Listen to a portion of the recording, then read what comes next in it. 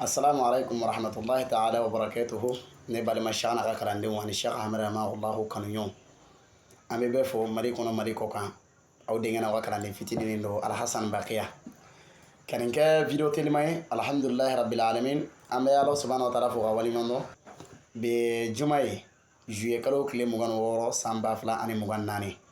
Alhamdulilahi rabbil alamin. Dɔgɔkun tɛmɛnen juma tɛmɛnen n'o kɛla le 19 juillet 2024. An b'a fɔ Mali artiste ba dɔ taara n'a bɛ fɔ a ma ko Tumani Jabate. Allah subhanahu wa ta'ala y'a ka kalifa minɛ a la ka kɛɲɛ ni le 19 juillet 2024. An b'a fɔ juma tɛmɛnen o dɔgɔkun kelen bi ye. An tun bɛ ɲɛɲini na ani an tun bɛ jateminɛ na ka sababuya kɛ kumakan dɔ bɔra Tumani Jabate yɔrɔ. N'o kumakan a bɛ ka adressé ka a ɲininkala journaliste muso fɛ ko yala Tumani Jabate a ye mun de choisi diɲɛ kɔnɔ, jumɛn de ka d'a ye diɲɛ kɔnɔ. A y'a daminɛ ni Rasuli sallallahu alaihi wasallam fo ka na se a ko ko ale karamɔgɔ n'o ye Mahamadu Sheikh Ahmed rahimahullah. An y'a ye komi bu ye ninnu a bɛ fɔ bɛɛ bɛ se k'a fɔ ko n karamɔgɔ don quoi, mais yala Tumani Jabate ye kalanden de ou bien kalanden tɛ.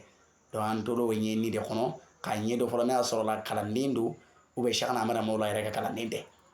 Donc alhamdulilahi, donc temps kun t'an bolo ka se ka kuma. Donc an bɛna fɛɛrɛ kɛ an ka jɛ ka Tumani Jabate yɛrɛ lamɛn fɔlɔ. Non, sauvegarde. I ye mɔgɔ jumɛn kɛrɛnkɛrɛn i bolo Diɲɛ kɔnɔ, diɲɛ kɔnɔ? c'est le prophète Mohammed sallallahu alayhi wa sallam. En tant que religieux, et tous en a qu'à descendants bɛɛ. Notamment aujourd'hui, n karamɔgɔ n b'a fo yan, n karamɔgɔw bɛɛ lajɛlen fo. N karamɔgɔ ye Mohamed Ould Chana Ahmad Amaoula. Non, sauvegarde.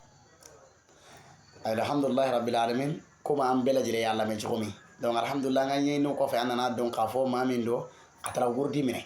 A ye wurudi yɛrɛ minɛ n'o ye Tijaniya 11 ye. A ye wurudi minɛ alhamdulilahi.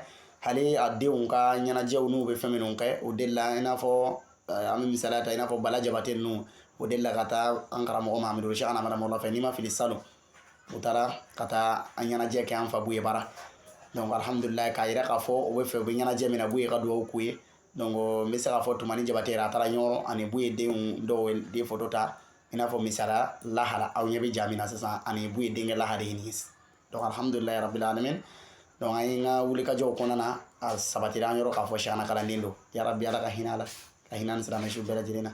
Ala ka hinɛ na hinɛ k'an yɛrɛ. Salamu alaikum wa rahmatullahi ta'ala wa barakatuhu.